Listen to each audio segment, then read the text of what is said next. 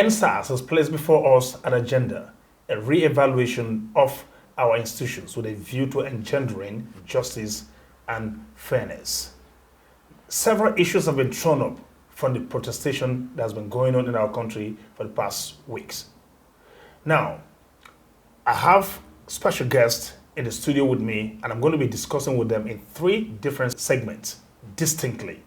But when we return from this break.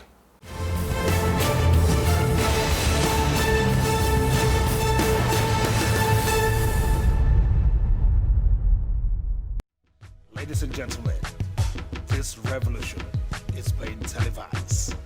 It's the song.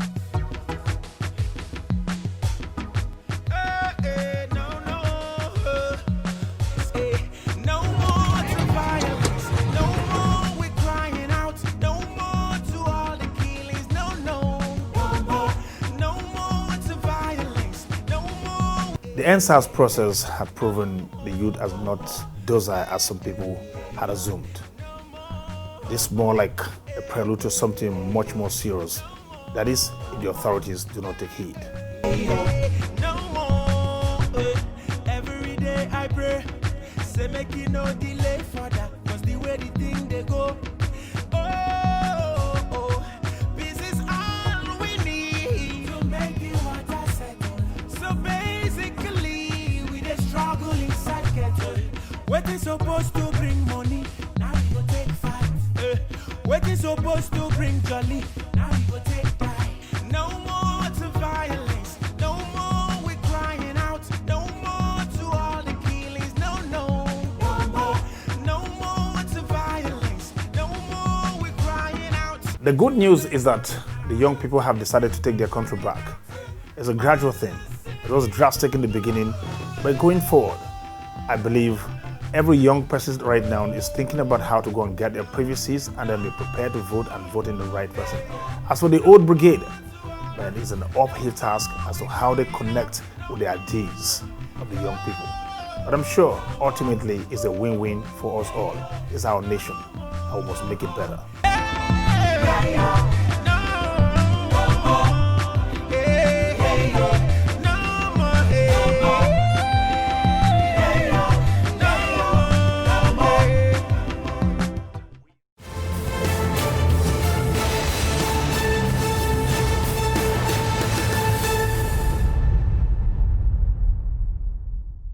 Welcome back. Our first guest today is Mr. Kunle Adewale, a broadcaster, someone I choose to refer to right now as having gone on sabbatical. Kunle, have you been on sabbatical? First question. You can say that. I've been on sabbatical, I've been away for a little over 4 years now.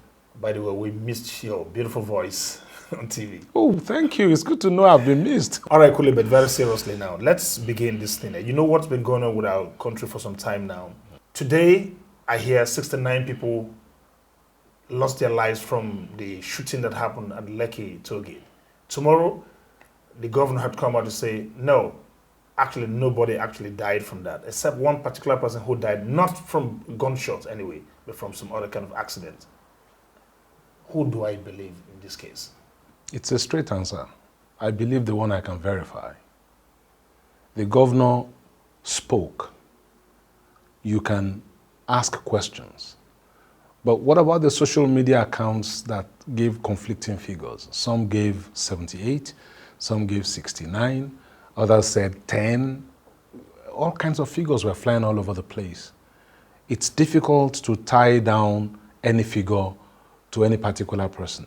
And quite often you find out that some of those accounts through which those figures or such information has been thrown out are either parody accounts or they're fake accounts. They're accounts that you can hardly trace to somebody in particular. Talking about accounts, we had this young lady, DJ Switch, that was relaying what was going on there live to the whole world.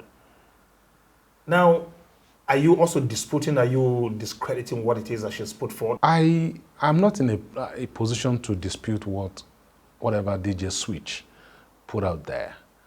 But I will probably ask a few questions. She said she saw a number of people shot. Where are those people? Members of their families, where are they? Have they come out to say, oh, my son went or my brother went to Lekki to protest, to join the protest, and he hasn't returned? I went to a mortuary, I found his corpse there. He had gunshot wounds. Those are questions that you ask to verify a statement that someone has made that you cannot immediately put your finger on. Okay, I think we were discussing with some other persons, and as with regard to the people whose names have been dropped, remember the popular actress Enelo Badmos was said first to have died from that incident. She's come out now to say that she's alive. She came out within minutes to say that she she's was alive. not injured. Yes, and she was not even there. Then there was one other person. Yes, that, I think that's O_OK. That's his Twitter handle.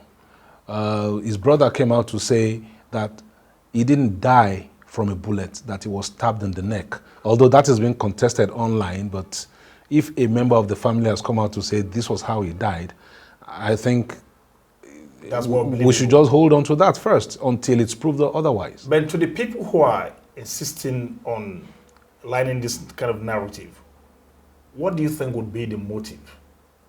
What are they trying to actually get at? It's difficult to adduce a motive to them, but if I look at the effect of what has been done, maybe it could give us an insight into whether it was a deliberate motive or one that is by default. And that's the fact that when you put out misinformation, you evoke reactions from people that ordinarily would not happen if they had the right facts. Misinformation leads to misreaction. And you know that the social media is unregulated, completely unregulated. So people go over there and say all kinds of things. I've had cause to tweet a number of things during the NSAS protest, calling on the protesters that yes, you've done something good, but there has to be a plan. What's the plan? What was the strategy? What was the plan? What was the original focus? What were you trying to achieve? And how did you intend to get there?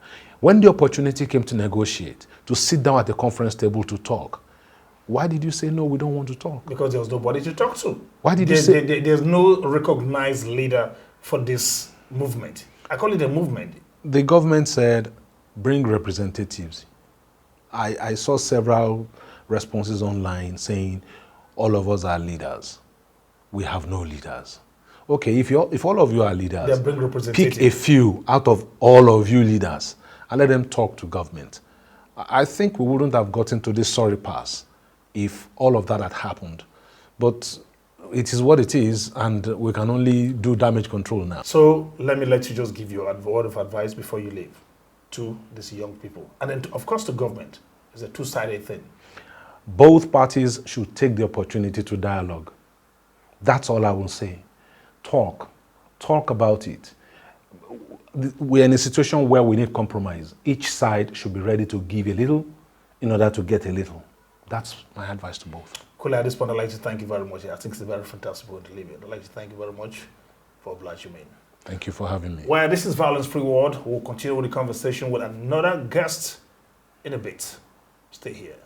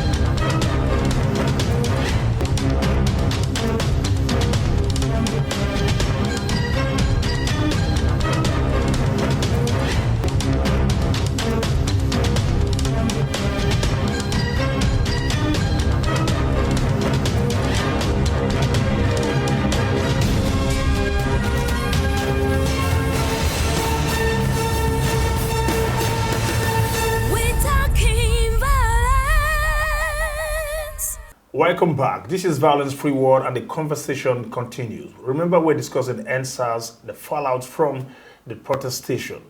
Now, I have a guest in the house. His name is Enes Osobue. Enes, you're welcome.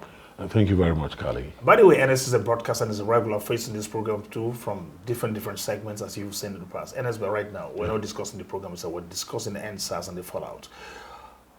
This whole system, this whole exercise movement thing seems to have been adulterated. There are bonfires, there's arson, there's all sorts of things going on right now. Looting is going on, all sorts of things. What is going on now? How did these people allow this stuff to be hijacked and right now it's close to being discredited or even losing legitimacy altogether? And I'm saddened. Kali, first, you have to understand that the original thing didn't have a plan. It was an organic thing. It was a spontaneous thing from the heart of Nigerians who have been battered over the years, over time. It's something I want us to understand. And I want people, understanding something doesn't mean you condone it, but understanding the genesis of this gives you an idea of how it evolved to where it is today. There was an organic anger amongst Nigerians. And when something happened to trigger that anger, there was no need to wait. People just reacted to it. Let's end SARS. You've alluded to the planlessness, but there was a plan all the same. For as long as they do not accede to our demands, we're going to remain here on the street. So there was no timeline as to this is how far we're going to take this.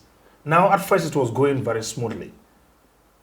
Then, as a grand towards 2 weeks or so, looters join, thieves join, all sorts of people, criminals, if you treated them, and it became a free-for-all. Houses are being looted. Public institutions are being destroyed now because even government itself acknowledges that this is one of the most successful protests ever. They haven't lost that just yet, but I don't know how this is playing out. Kali, you have to understand this.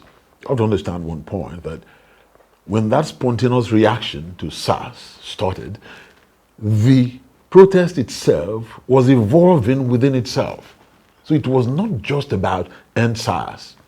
The promptness equally with which government responded created a situation when suddenly the protesters realized that, no, this is not just about ending SARS. There are issues on ground in our country over time that need to be taken care of. Youth are jobless. Youths are uncared for. Youths don't have a future. Youths are dying in Libya. Youths are dying across the world. Youths are dying in the Mediterranean. Nigerian youths crossing the Mediterranean and different countries, running away. The option for youths now is to run away from Nigeria. And they suddenly realized, where are the sacrifices our leaders are making when there are issues? Let's go back to this adulteration thing we're talking about. Okay.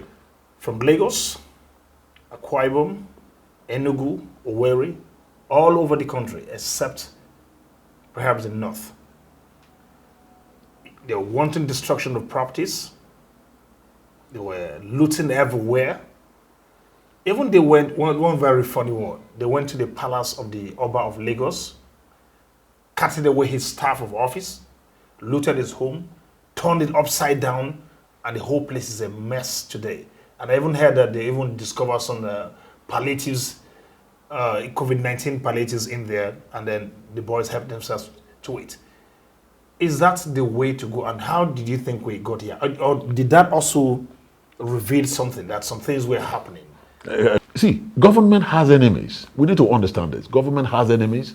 There are people who thrive on chaos, and they stepped in. When I hear that the palace of the Oba of Lagos, a traditional ruler, the respect we have for traditional institutions in this part of the world is next to none. So I don't know, and I'm beginning to wonder, are those real Lagosians who went into the Oba's palace to set it on fire for whatever reason and started looting there, cut away his staff of office? So that question keeps ringing in my head. Are those proper Lagosians? And if they are not, or if they were not, where were the proper Lagosians not to have defended the palace of the Oba? I imagine this happening in Benin City, and I don't know, I'm trying to think, is it possible? So it's tough, Kali, when I sit here and think of the amount of looting, the amount of arson that went into this. I can understand the anger of the people and all of that. The Nigerian youth are angry. Could it be too that some persons use this opportunity to settle some score? Kali, there is no doubt about that in my that mind, happened, right? that there are some persons who saw this, and when it went on for 1, 2, 3, 4, 5 days, government was responding, but at a certain level, there was no response at the very highest level of government.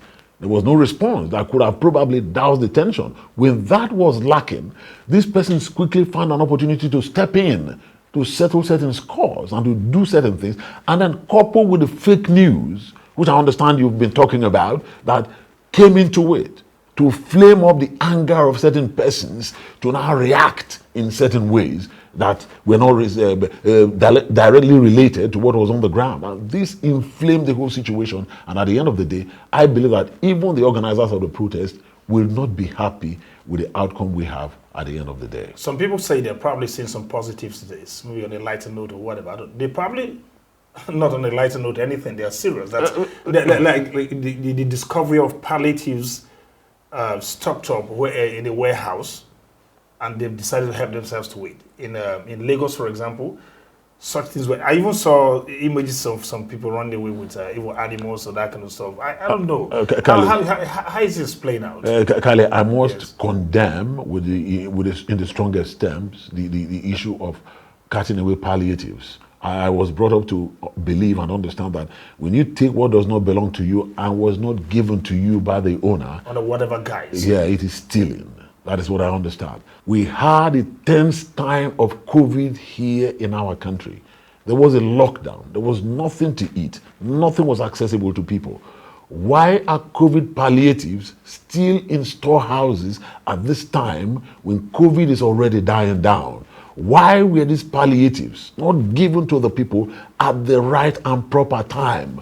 What were they doing? What are they doing in warehouses? Who kept them there? Why were they so long? That if there are palliatives to be given, it was to have been given during lockdown. And lockdown has ended in Nigeria over 2 months ago. So why are COVID palliatives still lying fallow in warehouses?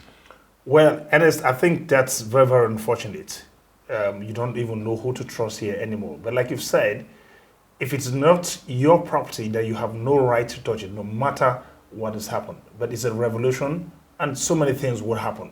So, I don't know, your last word to Nigerians, or the protesters, and of course Nigerians generally, and the Nigerian government. Well, Kali, I hope we can talk politics here. What I understand from this is that the Nigerian youth have made their voices heard. And for the first time, the powers that be who believe that they have a right to rule Nigeria now know that there are those who own the future of Nigeria, who are rightly supposed to be in charge of Nigeria, on the driving seat of Nigeria. And they've made that point. But I want to advise them that, look, making that point is not about being violent or destroying what you are supposed to inherit. When you destroy your inheritance, then you have nothing to gain at the end of the day. What you need to do is, with this mobilization that has emanated, we now understand that the Nigerian youth can mobilize themselves. So this is to retire all old politicians in Nigeria. We don't fight to remove a legitimate government by force. It is absolutely anathema. This is a democracy, and the office of the president and those elected must run its course. But by the next election, the youth must be ready to retire all of them from any party so-called, except the party for the youth, and retire them into oblivion and take over the driver's seat of Nigeria's future. Well, Ernest, I think that's a very good point to leave it. At this point, I'd like to thank you very much for finding time to oblige me. We'll remain in the house. It's all good, Kali. Thanks for having me, all right, okay, and giving me this opportunity. This is Violence Free World. I will continue after this time out.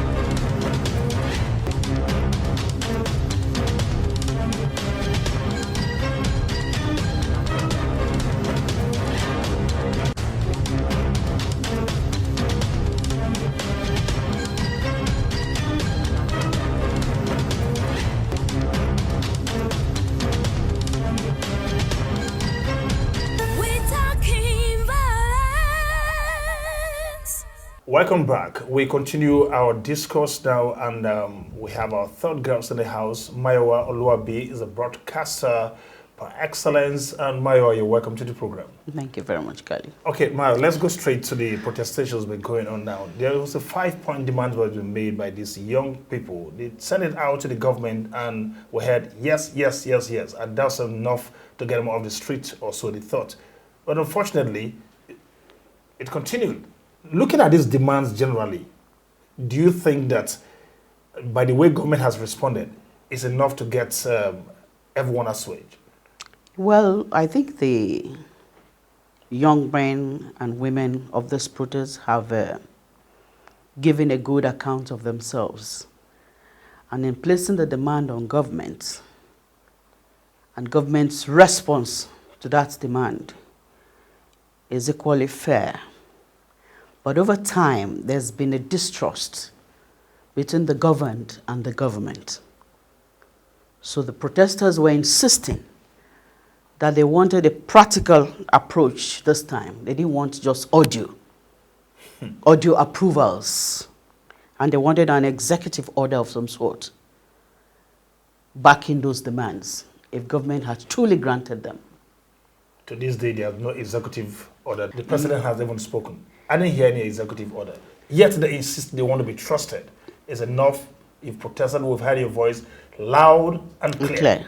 That's what the president said. Is that enough? I think there's a lot more that government needs to do to rebuild trusts with the youth. Okay, the other thing they were talking about, say, let's say justice for all the brutalized persons, the victims also, some kind of compensations or that kind of stuff. This cannot come in one day, in 1 week. True. It will take time. True. During which, again, this issue of trust comes, that everyone may relax. Do you think we can trust them? Let's say we now, for example. Can we trust them this time? Can we trust the system? Well, with the antecedents of successive governments, you won't actually blame the youth.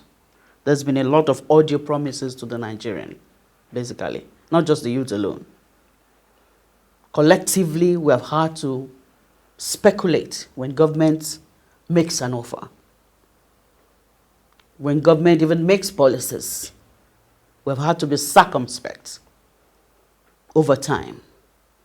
So I think for any government to really connect to Nigerians and to the youth, trust is a very hard currency. Okay, Mayo, I think going forward, there's one other one I was going to ask you of, that is setting up of independent judicial panel, which is going on all over the country. Yeah, I think some governors have started. In Lagos State. Yes. And I think that looks And very much, yeah, it that's looks. going to quite transparently. I don't know. What Yes, do you think? yes. Isn't it? Yeah, it's quite transparent. It's a lot of state governments were already rising up to the occasion, which is commendable. But I think the youth wanted more than just orchestrations. No, like in Lagos State, for example, they said we want two, we don't want one representative from the youth segment, from the protesters. And don't forget, they also made a demand for the welfare of the policemen. Yes. That's the last one. Yes. That's item number 5. That is very inclusive of them. But before that, let's rush through this now because we don't have time. I'd say a re-evaluation, psychological re-evaluation of the kind of persons that are going to be into this new bodies that are meant to replace the SARS. New unit. Yes, of course, SARS has been disbanded, they said. But like you were saying, audio, I don't know what the audio is. They say, okay, re-evaluation of whoever you're going to put on the beat now. Does that look like another audio thing? Is there a doable thing considering the fact that we're not of course it's doable. It's what obtains in other climes, actually. For anybody to be in the force, you have the responsibility of carrying firearms. So there is reason for the government to have proper mental evaluation of your state of mind. That one, you are not depressed, you are not schizophrenic, you don't go into panic attacks while you're holding a gun. So there's been constant need for the government to give psychiatric evaluation to people in the force. I think these demands are quite simple and straightforward. Salary is the last one. Yes. Everyone, not just the police demands. Like, you don't give that peanuts to a man and then put a gun in his hand and put him on Definitely, the road. most definitely. But that's what's happening to them. But they say we want to see a change to all of that now. Yes. So I don't know. I guess your response is as good as mine too, as far as that is concerned. Yes, My definitely. Oluwabi, your last words to them as we leave, to the protesters and to the government and to the people.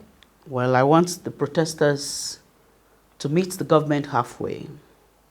That trust is a process. Governments have been distrusted over the years, but we need to give the benefit of doubt. As time, it's a process in the building of a relationship. In any relationship, trust is a hard currency. It's not gotten in one fell swoop. It's something you build over time. So now that this government has spoken to the youth, they have responded positively. Let's give them a chance. Maiwa Oluwabi, I think that's a very good point to leave it. You said it all. Thank you very much. Succinctly put, and I'm sure they're Yeah. listening to you.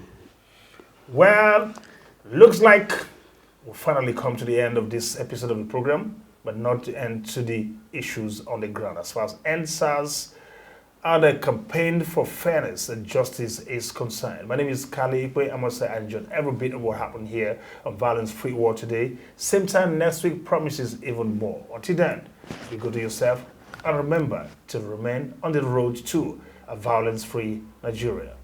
No more